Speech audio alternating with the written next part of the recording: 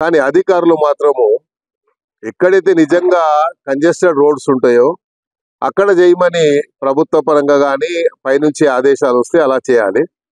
కాకపోతే వాళ్ళకు వీలు ఎక్కడ అనిపిస్తే అక్కడ మాత్రం అడ్డగోలుగా చేస్తున్నారు అనేది నా అభిప్రాయం.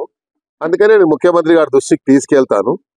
ఎందుకంటే రోజు వ్యాపారం చేసుకుంటే వాడు ఆ రోజు కష్టపడి సపోజ్ రోడ్డు మీద పొద్దున ఇడ్లీ బండి పెట్టుకుంటాడు. ఆ ఇడ్లీ రాత్రంతా కష్టపడి ఇడ్లీలు తయారు చేసుకొని పొద్దున రోడ్డు మీద వచ్చి పెట్టుకుంటే ఆ ఇడ్లీ బండి తీసి పడేస్తే వాడు ఆ రోజు ఏం తినాలి?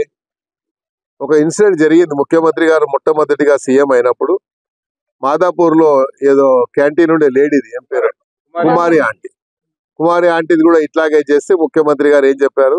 ఆమె జోలికి పోవద్దని చెప్పారు.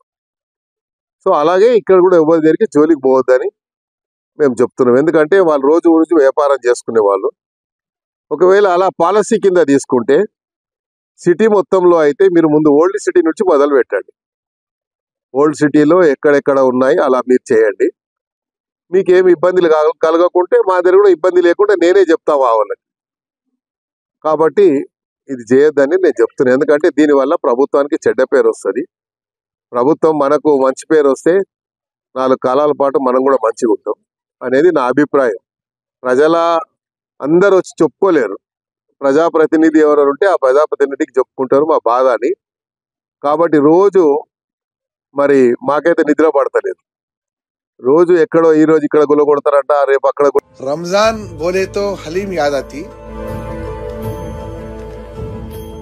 और हलीम बोले तो याद आता है हैदराबाद।